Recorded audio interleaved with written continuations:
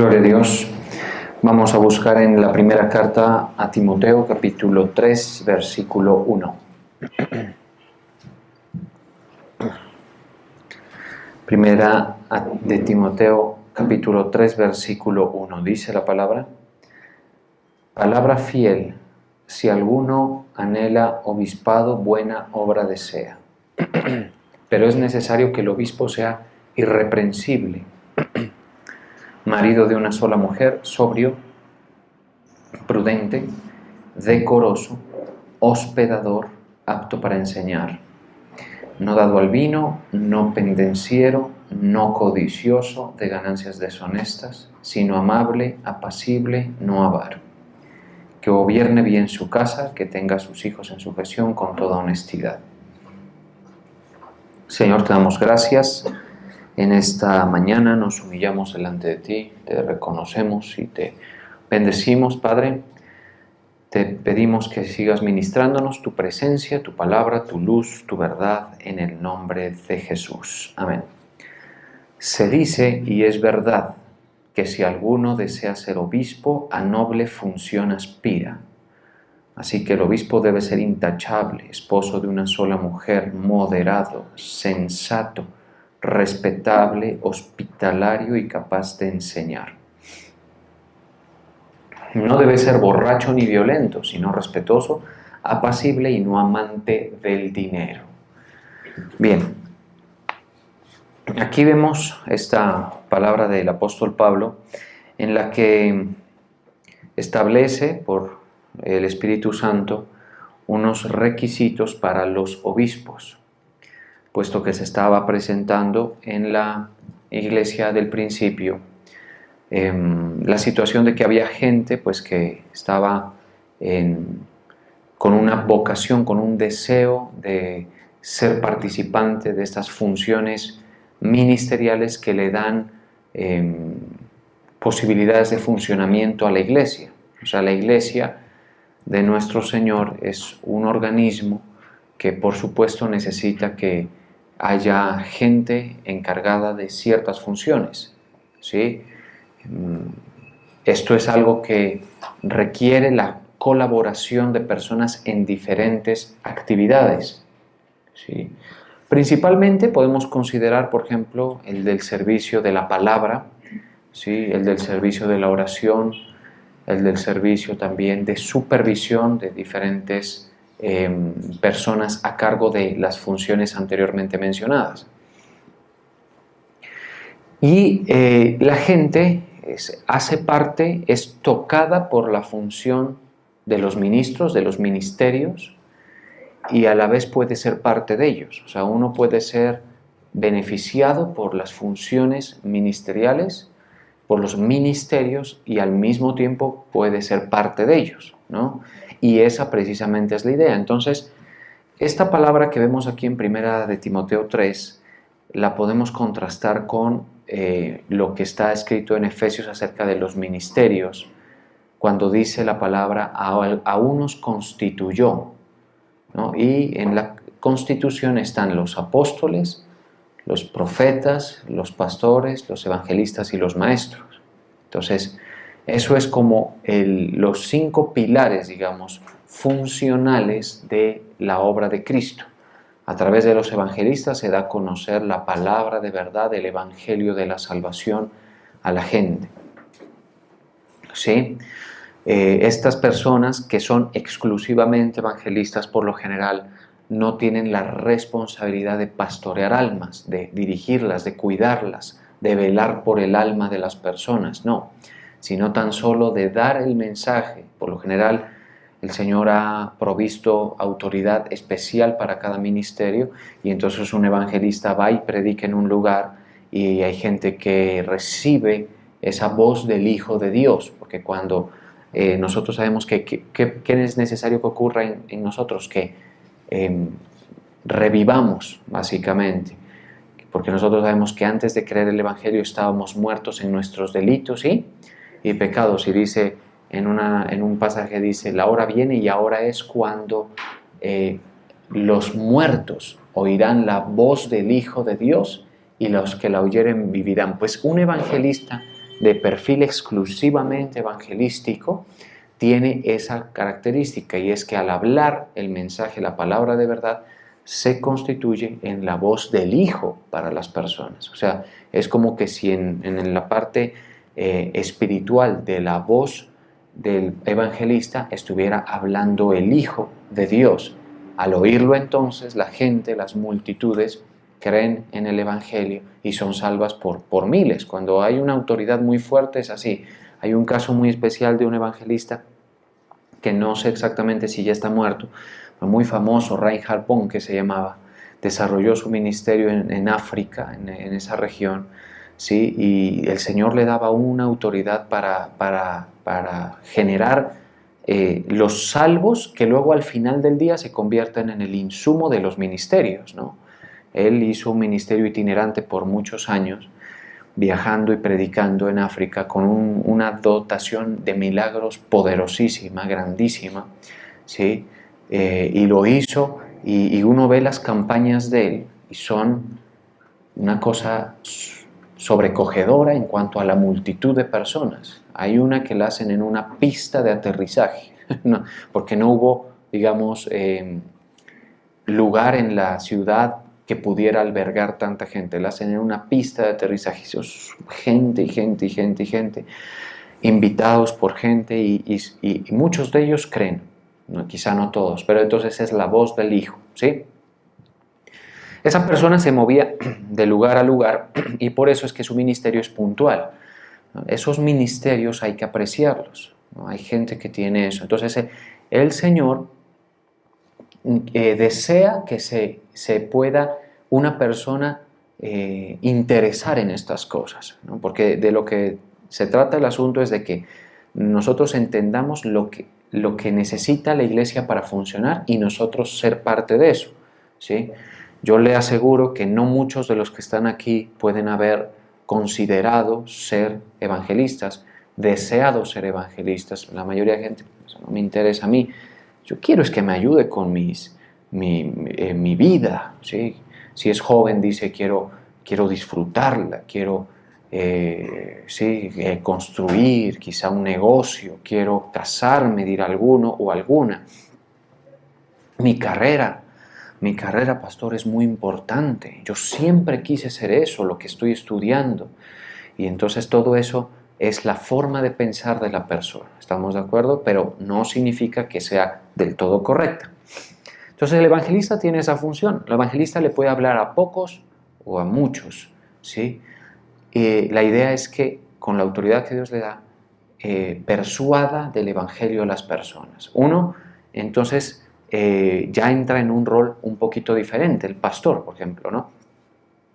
El pastor es un ministerio estable, de un solo lugar, para un grupo de personas. Timoteo era pastor, ¿sí? Precisamente del que estamos aquí hablando, y por eso él establece un orden del funcionamiento de una comunidad ya de creyentes establecidos, como es el caso de lo que vemos aquí hoy. ¿Estamos de acuerdo? Ustedes, en mayor o en menor medida, se puede decir, sin generalizar, pero tampoco siendo excluyente, de que son persuadidos del Evangelio. Eso es algo claro, ¿sí?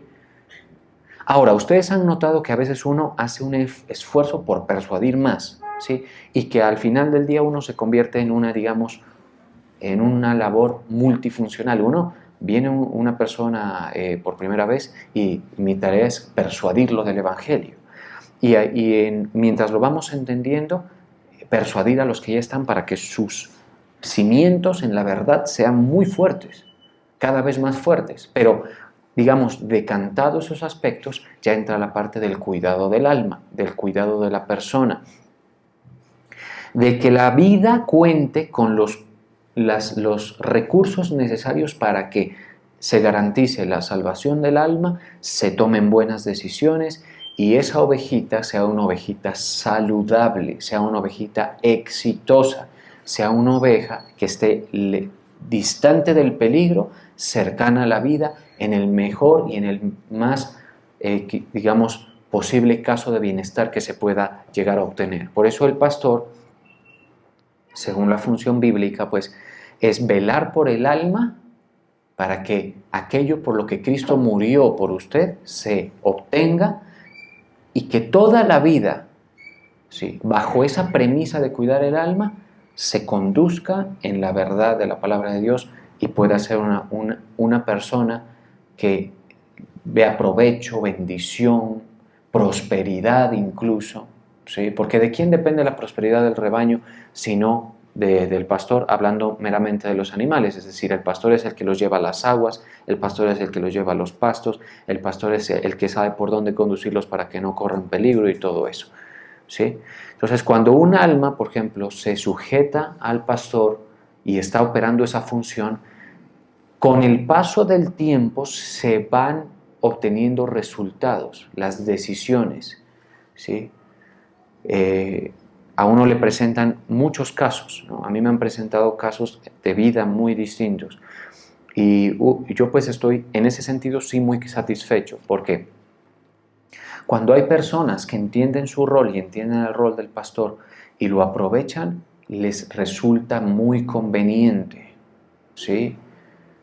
Porque son dirigidos por el Espíritu Santo a unas buenas decisiones, a unos buenos propósitos, ¿sí? Se equilibra lo temporal con lo eterno y se manejan las situaciones cuando se entiende el rol de pastor. Entonces, uno que ve en la gente que prosperan, que se establecen, que hay aspectos en su vida que evidencian el pastoreo, la vida de Dios, el cuidado de Dios, la protección, ¿sí? Yo recuerdo esto muy claramente por los años 2008-2009, ¿sí? Aunque han habido muchos casos en mi vida, particularmente muchos momentos. En aquellos años yo estaba estudiando mi carrera en la universidad y por aquellos años hubo un fenómeno muy fuerte en Colombia, pero más localizado en Nariño, que es las pirámides, ¿se recuerda? Eso fue 2006, 2007, 2008, ¿sí? Por ahí. Comenzó a coger mucha fuerza. En los años 2008 fue muy fuerte, fue precisamente, creo, si no estoy mal, donde se desplomaron estas pirámides. Y recuerdo que en nuestra iglesia estaba el consejo público de parte del apóstol: no participen de eso, no se metan en eso. Porque claro, cuando ya un tema es un fenómeno social, pues uno tiene que hablar, ¿estamos de acuerdo? Aquí hay cosas, o sea, hay temas que uno no toca de las oportunidades, entre comillas, que hay en el mundo, porque no son de masas, de corriente, pero en ese tiempo sí se volvió un tema de corriente. Recuerdo que habían filas desde muy temprano en la mañana para ir a dejar la plata en las pirámides y también, por supuesto, ir a recogerla ya con muchísimo más ánimo, ¿no? ¿Sí? Entonces, digamos que la gente se extrañaba de que alguien no estuviera en eso, cuánto se invertía. Entonces, mis compañeros de la U, por ejemplo, decían: yo metí esto, mis papás metieron. E incluso mis profesores, que nos enseñaron teóricamente que eso tiene que llegar a un momento en que se derrumba, ellos sucumbieron ante la presión. Claro, porque había uno que luego andaba con camioneta, con casa, y se le arregló todas las cosas, digamos, entre comillas, porque aprovechó, digamos, los momentos de oportunidad de esos negocios, y luego pues el menso era uno que no lo hacía, ¿no? Y hubo esa situación, ¿no? Y desde la parte pastoral se nos indicó: no participen de eso, no participen. Es plata fácil, son cadenas productivas, son errores. Recuerden lo que dice el Señor: sean vuestras costumbres sin avaricia. ¿Eso quién se lo recuerda a la gente? Se lo recuerda el pastor, ¿sí? ¿Por qué? Porque está manejando la tentación de la gente. El pastor le ayuda a manejar la tentación a la persona, ¿sí? Le ayuda a manejar esas cosas que surgen en un momento. Si quiere fama, le ayuda con eso. Si tiene, digamos, avaricia, se lo ayuda a manejar.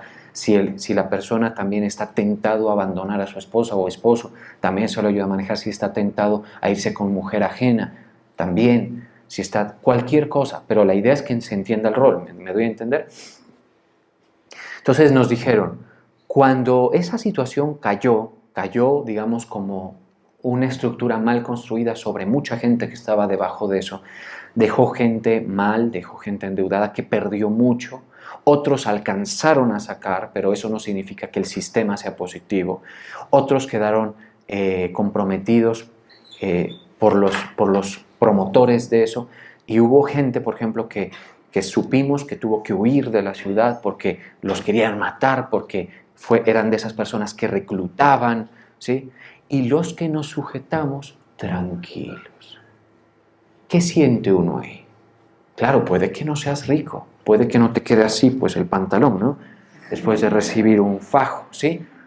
Pero estás tranquilo. Tu costumbre no es de avaricia. Has construido lo que tienes, si lo tienes, con un trabajo honesto y real, ¿sí? Y no te preocupa el resto. Y se puede estar incendiando el país, pero a ti no te interesa. Y eso pasó. En Pasto estaba la cosa grave. Incluso hicieron un cambuche en la plaza central. Yo es que lo tengo clarísimo. ¿De acuerdo?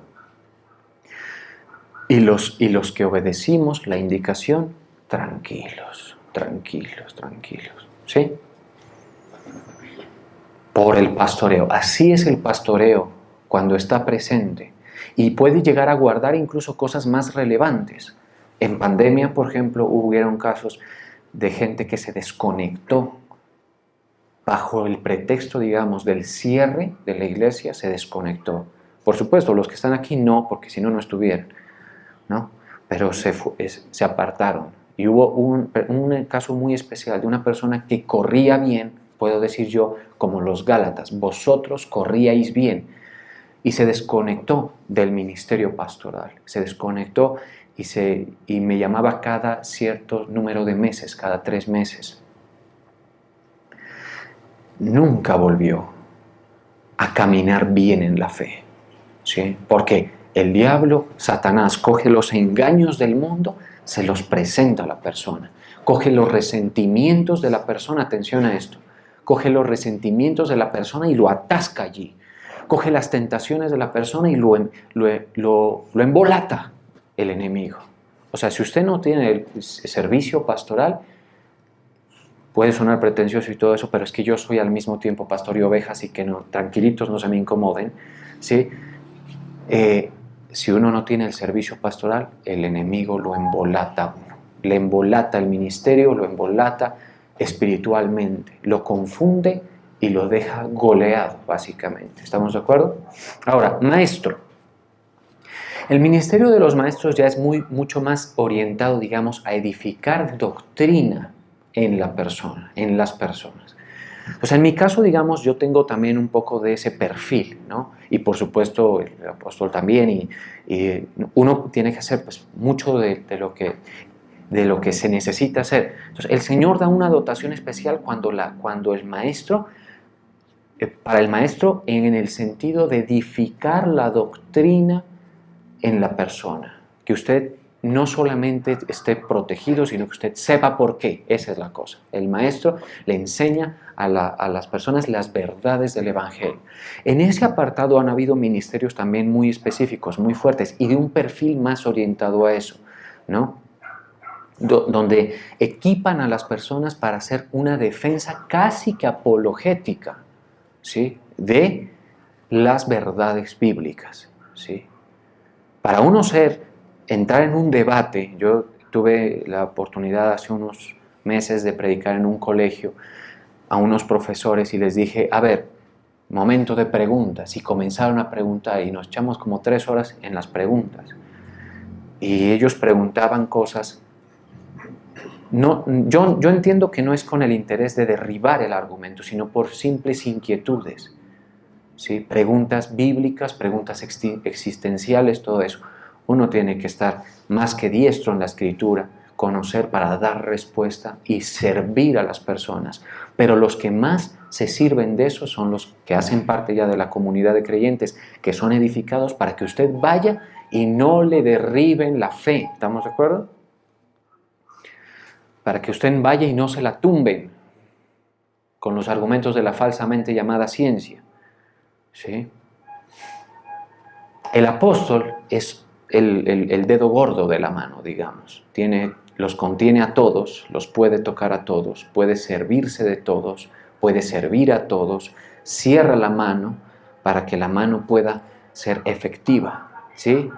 Es una autoridad mayor. La autoridad apostólica lo que permite es servir pastoralmente, servir en el sentido de maestros y en todo lo demás, pero con una autoridad tal que funde ministerio e iglesia, ¿sí? Eso es complejísimo.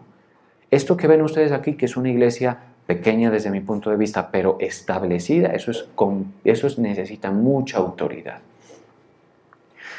La autoridad apostólica consigue eso, establecer, ¿sí?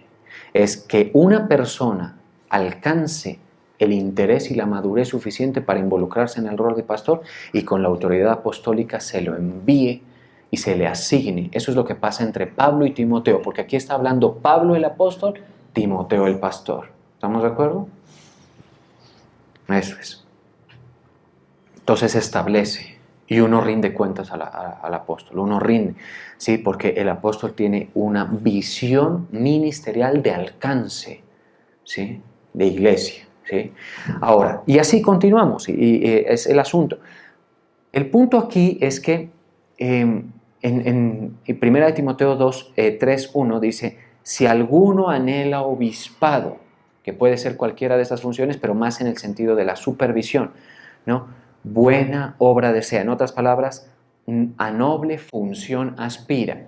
¿Cuál es el deseo del Señor, mis hermanos? Que nosotros anhelemos ser parte del ministerio, ¿sí? Mire que creo que es un buen momento para hablarlo porque ustedes saben que por lo general los mensajes giran en torno al tema magistral, o sea, del maestro, del pastoral y del evangelístico. A veces yo tengo que dar un giro en mi mensaje porque hay una persona o dos nuevas. Obvio, tengo que considerar, ¿sí? Así como respeto a los que normalmente concurren a la iglesia y les enseño, tengo que considerar que vino alguien. Entonces le tengo que dar un mensaje que lo persuada del evangelio, ¿sí? Pero el punto es que llega un momento en el que el Espíritu Santo comienza a mover en el creyente un sentir y es anhelar estas obras, ¿sí? Anhelar las obras de Dios, anhelar ser parte de, ¿sí? Porque si usted no está en eso, usted está en su vida egoísta, esperando seguramente que Dios le sirva a usted para mantener seguro lo que hemos hablado tanto, su castillito de cartas, que no se le caiga, que mis emociones estén en orden, que mi esposa, mis hijitos, una cosa, que la carrera, ¿sí? Y ese no es un sentir correcto. Si usted, por ejemplo, quiere ser médico, no está mal desde el punto de vista moral, ¿no? Si usted, por ejemplo, quiere ser abogado, no está mal desde el punto de vista moral. Pero, atención a esto, no se puede decir que es buena obra o, como dice acá, a noble función aspira, porque en el sentido meramente espiritual, las funciones nobles son las que perduran, las que tienen impacto o efecto sobre la condición eterna de las personas, ¿sí? O sea, un abogado es más que necesario, digamos, un médico es más que necesario en la regularidad de la temporalidad en la que vivimos, ¿sí? O un ingeniero, todo lo que usted quiera, un arquitecto. Yo, por ejemplo, en este año utilicé mucho los servicios de los arquitectos, los utilicé muchísimo, ¿sí? Y yo sé que son necesarios, pero cuando consideramos el peso de la función desde la perspectiva de Dios es completamente diferente. Por eso dice aquí, a noble función aspira. En la palabra de Dios para todos, ¿cómo lo diría? Veamos. Aspira a una buena obra. Desea un buen trabajo, traducción al lenguaje actual, desea un buen trabajo, ¿no? Ahora, desearlo es un punto de partida, no significa que uno se va a terminar convirtiendo en eso, porque vaya uno a ver si cumple con los requisitos, ¿estamos de acuerdo? Y ese es un punto en el que me voy a detener. Ya, digamos, hablando genéricamente, mucha gente no sabe lo que se necesita para ser lo que quiere ser. Y lo que es peor, mucha gente ni siquiera sabe lo que quiere ser. En este mundo a veces hay saldos lamentables en la vida porque le pasa la vida a la persona y la persona no supo lo que quería hacer. Los mejores resultados se dan cuando las personas desde pequeñitos encuentran una vocación. Si es deportiva, deportiva. Si es artística, artística. ¿Sí? Si es en la parte del litigio, si es en la parte de los negocios, de los negocios. Hay gente muy escasa en el mundo que es muy clara en lo que quiere. Muy clara. ¿Sí? Conocí el caso, por ejemplo, y el restaurante de un chef famoso, ¿sí? Que desde pequeñito mostró interés por la cocina. ¿Sí? Y la historia de él, Harry Sazón particularmente, es que él se sentaba a ver los procesos de cocina de su abuelita y de su madre. Un niño, mire. ¿Sí? A veces los niños, digamos, les pasa cierta edad en la que no se definen sus vocaciones, ¿no? En eso los padres tenemos muchísimo que ver. Yo le he dicho a mi hijo, yo te voy a sacar baterista y pianista. Luego tú decides qué vas a hacer si quieres ser algo más. Pero voy a desarrollarte la vocación, ¿sí? Y si al final tú me dices, yo no quiero ser eso, no me interesa, está bien. Pero que no sea porque no lo exploraste, ¿estamos de acuerdo? Porque la labor del padre es permitirle al hijo explorar, permitirle al hijo encontrar eso que le gusta, eso que le agrada, ¿sí? Y decirle lo que se necesita. De pronto ustedes no tuvieron padres, algunos, puede ser que les hayan dicho se necesita esto para ser abogado, ingeniero. Yo, por ejemplo, sé hoy que yo respeto las funciones profesionales cuando la gente cumple los requisitos para eso. Por ejemplo, no se me molesten, pero un arquitecto que vista mal, que tenga mal gusto, yo no lo contrato. ¿Sí? Para un proceso constructivo propio, yo contraté a un arquitecto que, el primero, el que me hizo mi dibujo, todo eso, que yo le confío el gusto a él. ¿Sí? O un abogado, perdóneme, que no sepa usar la palabra, que sea un... ¿Sí? Porque hay gente así, es que hay que decirlo, ¿estamos de acuerdo? ¿Sí? No convencen a nadie, tímidos, son así como acomplejados, ¿no? Ni la ropa tienen. Los abogados pesados son gente que te aturde con su argumento. Una cosa brava, ¿estamos de acuerdo? Que casi que uno no puede ni... ¿sí? O un médico que no tenga vocación de servir, y en fin, en general así. ¿Sí? Y sabe que la mano invisible, digamos, de las fuerzas del mercado hace que los mejores estén en los mejores lugares, por lo general. Cuando estamos hablando de un contexto en el que no es, digamos, a dedo, ¿no? las asignaciones, sino por competencias, ¿sí? Que es por lo general en donde está el libre mercado, el capitalismo en su máxima expresión. ¿Estamos de acuerdo? Pero mucha gente no sabe lo que quiere ser. ¿Sí? Se le pasó la vida siguiendo una corriente. Una corriente. ¿Sí? Y nunca hicieron el hallazgo. Y en parte es porque no tienen, aquí no hay que molestarse y hay que aceptarlo. No se tiene la inteligencia suficiente como para hacerlo uno mismo, y a veces no han contado también con la asistencia vocacional que se requiere para eso. ¿Sí?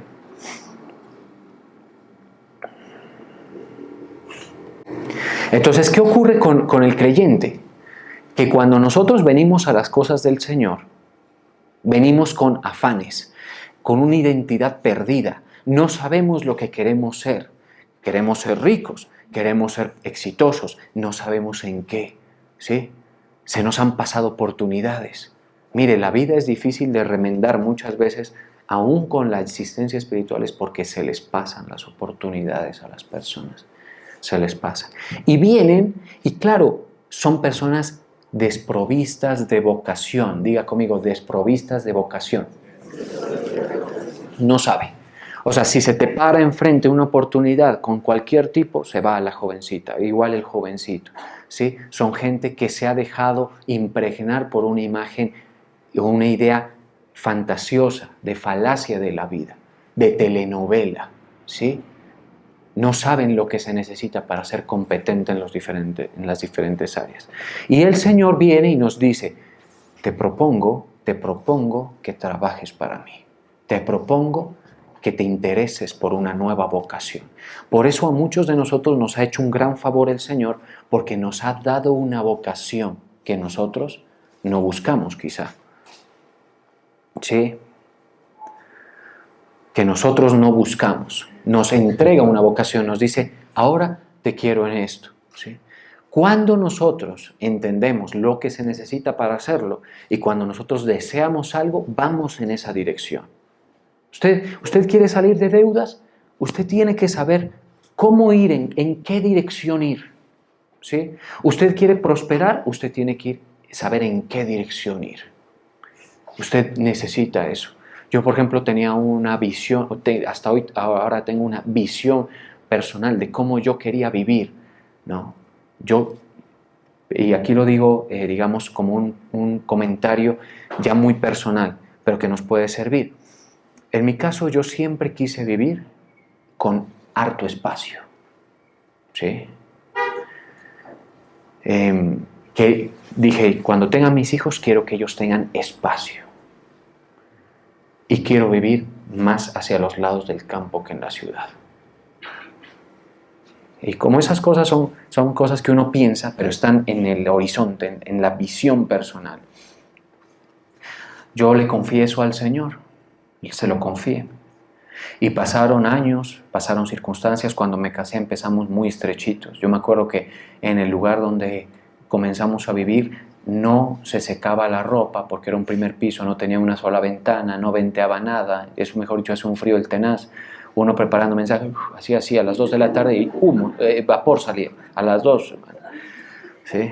O a veces llegábamos con mi esposa en el carro y la verdad es que no queríamos entrar. Decíamos, quedémonos aquí en el sol un ratico. O sea, es anormal, pues, acostarse en el carro, ¿no? Lo rico es en la cama, ¿cierto? Y no queríamos porque era un lugar así frío, era un lugar muy, muy complicado, no tenía casi cuarto de ropas. Y fuimos con la mano de Dios y con una visión de lo que se quería. Pues si usted no tiene visión de lo que quiere en la vida, usted no va a llegar a ningún lado. ¿Estamos de acuerdo? Fuimos buscando mejorar eso con la mano del Señor, con la ayuda del Señor, con el pastoreo espiritual, con las verdades de la palabra. Y fue paso a paso, fue paso a paso, fue paso a paso, ¿sí?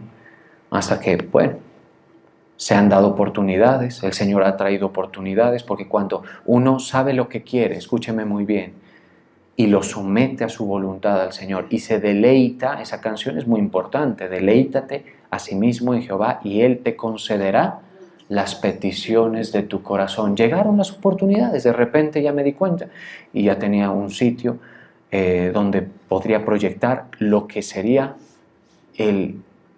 la casa de mi gusto, de mi agrado, del espacio que me gustaría tener.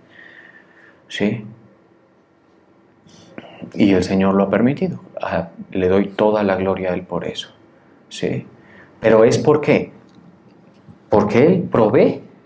Porque yo sé, por ejemplo, como creyente, qué es lo que necesito para estar respaldado por Él en la parte económica.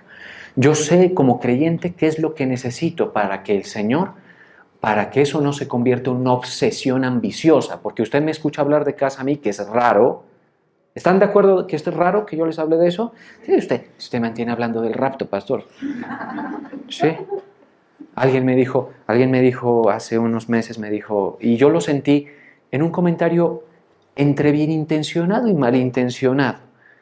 Me dijo, es que como ustedes ya desde hace 10 años que no predican nada de administración, no, solo es puro espiritual.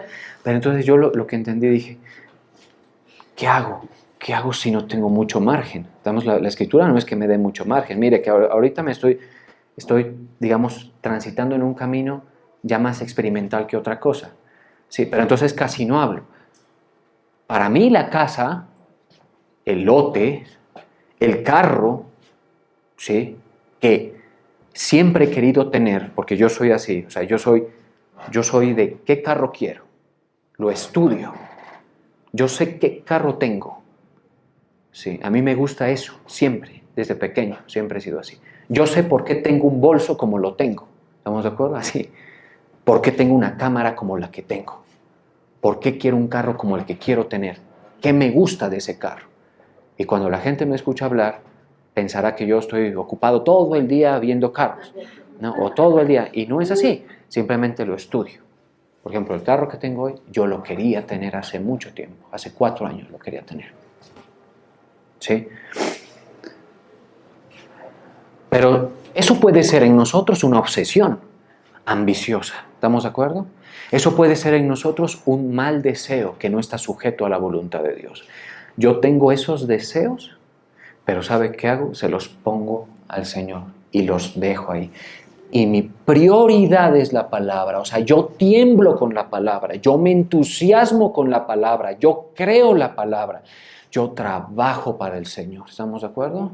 Esa es la diferencia, que yo no estoy obsesionado con mi casa, no estoy obsesionado con mi lote, no estoy obsesionado con mi carro, yo simplemente veo qué es lo que quiero, qué es lo que me gustaría tener, ¿me doy a entender? Y lo que hago es creer la palabra. Si usted quiere eso, tiene que saber que se necesitan cosas. ¿Sí? Usted me dirá, ¿qué cosas? Bueno, eso ya es en consejería, le digo ese dato. ¿Sí? ¿Sí? Por ejemplo, antes de yo querer casa, antes de que yo querer carro y todo, yo quise el ministerio. Cuando yo pensé en casarme, dije, Señor, provéeme una persona que nunca me afecte al ministerio. Con quien tú me digas, yo me meto.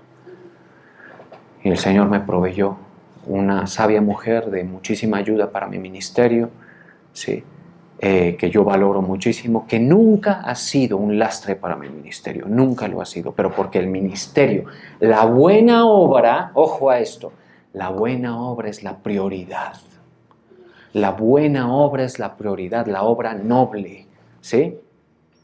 Usted tiene que, si usted es una persona que nota en usted mismo una vocación muy egoísta en medicina, en los negocios, en cualquier cosa y todo eso, tiene que saber que eso tiene que estar rendido a la voluntad de Dios para que de su mano y en cuidado de su alma prospere. Si no, le toca otros requisitos. Si usted no quiere prosperar de la mano con el Señor, le voy a decir, usted tiene que ser médico, tiene que ser brillante en lo que hace, tiene que servir impecablemente a sus pacientes, tiene que ser muy acertado en sus diagnósticos. Si es un abogado, tiene que sacar a los presos de la cárcel, así de sencillo. ¿Sí? Si usted es un arquitecto, usted tiene que dejar deslumbrado con su arquitectura a las personas y ser buen administrador además y conseguir para que le vaya bien. Pero de la mano con el Señor es otra cosa. ¿Estamos de acuerdo? No es que lo otro no importe, es que tiene que irse sazonando con unos criterios, porque no es la ambición personal. ¿Estamos de acuerdo?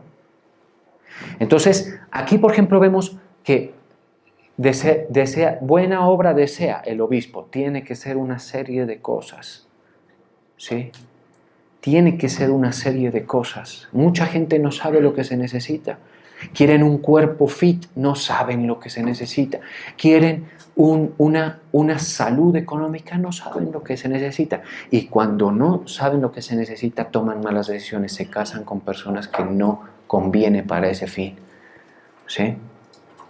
Entonces, hay una gran masa de personas frustradas en la vida, que no han conseguido nada, que se sienten que perdieron el tiempo, que se sienten en el lugar equivocado, que no encontraron su vocación y todo eso.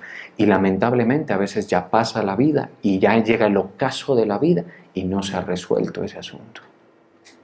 ¿Sí? Entonces, el tema es, ahora usted me dirá con todo lo que le he dicho, ahora yo voy a hacer así, mi casa voy a idealizar, porque hay gente así. Alguna vez fui a ungir una casa de una persona y tenía como una cartelera y tenía un Ferrari, ¿sí? y una casa de estas de Bel Air en Los Ángeles, una cosa deslumbrante. Y me hizo el comentario, me dijo, eso es para visualizar, yo quiero eso. Pues yo le cuento, yo nunca he sido así. Sí, o sea, yo no estoy visualizando, no, es distinto, es distinto. ¿Sí? Yo lo que tengo en el eje es la palabra del Señor. Sí, eso es la diferencia. Entonces hay que quitar del trono y quitar los ídolos. La casa hay que quitarla, la familia ideal hay que quitarla del trono, de la idolatría en la que la tenemos y poner en el Señor. Y luego, escúcheme bien, si usted tiene una vocación, por ejemplo, de médico, o de abogado, de administrador, o de arquitecto, de ingeniero, usted puede vivirla, ¿sí? Sea competente en eso, pero tiene que comenzar en el creyente un gusanito a moverse aquí. Si se quiere, para que me entiendan. Ese gusanito lo hace desear las obras de Dios. Yo quiero ser evangelista, yo quiero ser profeta, yo quiero ser pastor, yo quiero ser maestro, yo quiero ser diácono. Y muchas veces el Señor no se los permite a muchos, ¿sí? Otros dirán, yo quiero ser tiempo completo en el servicio al Señor. Y muchas veces el Señor no se los permita, pero encuentren un lugar en el cuerpo que sea de importancia, ¿estamos de acuerdo? Y que el Señor pueda bendecir allí. Para muchos de ustedes la vida va a transcurrir siendo profesionales en sus áreas y teniendo una clara vocación de fe, de creyente y de servicio. ¿Sí? Conozco una persona que es muy especial, ¿no? Porque es muy inteligente, becado en todos sus procesos académicos, ¿no? Y estuvo trabajando, no sé si hasta hoy, pero hace un tiempo estuvo trabajando con este Patarroyo, creo que es este man es, ¿qué funciones que ese man es? De las vacunas, ¿no? Alguna vaina así, ¿no? Como epidemiólogo, una vaina así. O sea, es un tipo de altura, ¿no? Y la muchacha, porque estoy hablando de una muchacha, iba a la oficina de él, al laboratorio de él, con esos uniformes, porque salía de allí de investigar cosas profundas y complejas desde el punto de vista biológico, químico, a ponerse su vestido para danzar al Señor. ¿Sí? Para que usted se dé cuenta el nivel de brillantez que tienen algunas mentes. Y no tienen en poco al Señor, aunque están tocando altos niveles de prominencia profesional. ¿Sí? Hubo otro que cuando iban las campañas pagaba sus turnos a colegas en el hospital para poder ir a una campaña. ¿Sí? Hoy esa persona tiene un trabajo muy estable, trabaja desde casa, está recómodo, está muy bien. ¿Por qué? Porque cuando somos creyentes, las vocaciones se reorganizan. ¿Estamos de acuerdo? ¿Ya ha ocurrido eso en usted? Bueno, mire si ha ocurrido o no. Sí, porque a veces decimos, no, yo estoy aquí mientras no tenga nada mejor que hacer. ¿Estamos de acuerdo? Porque yo quiero algo grande, yo quiero tener un trabajo que me satisfaga, que me dé un buen caudal de ingresos. Pues estás pensando como todos los demás. Sí. Primero el Señor, ¿estamos de acuerdo? En esa vocación se pueden combinar el bienestar, el desarrollo, los logros, pero al mismo tiempo con el eje claro de la salvación, con la vocación. ¿Estamos de acuerdo? Entonces hay gente, por ejemplo, que es así como, digamos, Batman, ¿no? Que es en el día empresario y en la noche es el justiciero y toda la cosa. Uno le toca ser a veces así, ¿sí? Médico en la mañana y servidor en la iglesia en la noche. Y la vocación pega duro, es fuerte. Conozco un comerciante de papas, muy exitoso también el hombre en nuestro ministerio, ¿sí?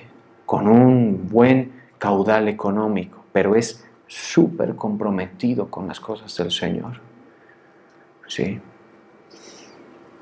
Entonces mire usted qué quiere primero. Yo no quiero esto, pastor. Yo estoy aquí porque me trajeron, o yo estoy aquí por cualquier cosa. Yo no quiero esto. Entonces no eres creyente.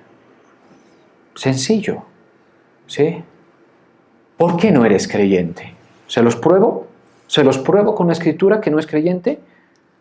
Si quieres seguir en el camino del pecado, si quieres seguir, digamos, viviendo en una vida dándote placer en todos los aspectos, ¿sí?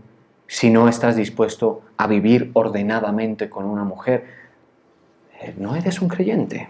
Te lo voy a demostrar.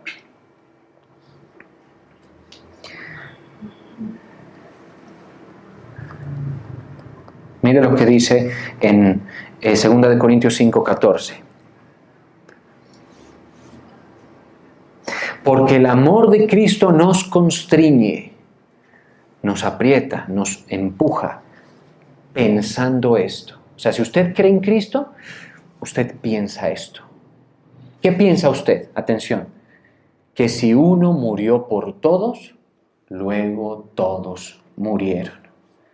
Y por todos murió, para que los que viven, dígalo conmigo por favor, ya no vivan para sí. ¿Sí? ¿Se da cuenta? Por todos murió, para que los que viven ya no vivan para sí. ¿Sí? Por eso todo surge del anhelo, ¿sí? Del anhelo, de ser parte, ¿sí? De valorar las palabras. Yo cuando era más pequeño, ¿sí? Me ponía a escuchar predicaciones y decía, yo quiero predicar así, quiero mejorar. Y voy en un camino. A mí, pues, yo sé que soy pequeño, ¿sí? No tengo ningún problema en aceptarlo. Pero ¿sabe una cosa? Lo milagroso es eso, que con lo pequeño que soy y en mi proceso de aprendizaje, no he dejado de ver la gloria de Dios, aún en las cosas que he deseado y que han estado en orden. Les comentaba hace un momento, yo quería el carro que tengo ahora, y el anterior también, y el anterior también, y el anterior también, ¿sí? Los quería. O sea, decía, yo quisiera tener ese. Algún día, cuando el Señor permita, tenga eso. Y no estaba pensando en eso, me olvidaba, pero estaba pensando en eso. Los conocía, ¿sí? Entonces, el hecho, por ejemplo, de que yo pueda hoy pararme delante de ustedes y decirles que el Señor ha prosperado algunos de los deseos que he tenido, otros todavía están en trámite, otros todavía están en gestión y otros he tenido que renunciar a ellos, pero que yo te pueda decir desde aquí, decirte, el Señor me ha ayudado a gestionar lo que he deseado, es porque si el Señor ha apoyado esos propósitos, como es notable en mi caso, es porque se han jugado bien las cartas hasta ahora. No dejen de orar por mí. ¿Vale? Que ustedes no saben lo presionado que a veces estoy a hacer ciertas cosas que puedan prácticamente sepultarme ministerialmente. Y yo sé que es el enemigo, sé que es el diablo, Satanás y todo eso, pero a veces se necesita mucha claridad para verlo en el día a día. ¿Estamos de acuerdo? O sea que yo sé que caigo de un lugar alto de honra que el Señor me ha dado a mí. ¿Sí? Caigo de un lugar, de unos logros muy, muy difíciles de conseguir, muy esquivos para la gente. ¿Sí? Pero entonces aquí el tema es, no se enfoque en las cosas. Yo le pongo las cosas nada más para que usted sepa que todo se puede resolver con el Señor, todo. ¿Sí? Pero aquí el tema es estar claro en lo que se quiere y tiene que comenzar a surgir en usted. Para que usted luego me diga, ¿qué tal que entre ustedes yo le pido al Señor? Porque yo no puedo hacer esta obra solos. Y aquí, mire, me estoy vulnerabilizando, digamos. Yo no puedo hacer esto solos. Yo me beneficiaría mucho de un ministerio evangelístico en alguno de ustedes. ¿Sí? Me beneficiaría mucho. Y si me beneficio yo, se beneficia el reino, obviamente. ¿Estamos de acuerdo? No lo puedo hacer solo. Me beneficiaría mucho si alguien de ustedes alcanza un nivel confiable para delegarle la predicación. ¿Sí? Me beneficiaría mucho eso. Y beneficiaría a las otras personas. ¿Sí? Y así nos vamos beneficiando. Me beneficiaría mucho si hay alguien de ustedes que interprete lenguas, ¿sí? O si hay alguien de ustedes que hable profecías y misterios, ¿sí? Pero nadie lo desea, ¿sí?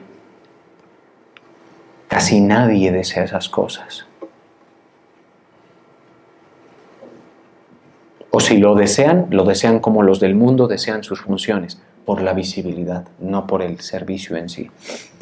¿Sí? Quieren ser grandes, quieren estar en lugares grandes, quieren hablarle a grandes multitudes de personas, quieren ser siervos en iglesias grandes. Atención a esto, esto es una tentación muy recurrente.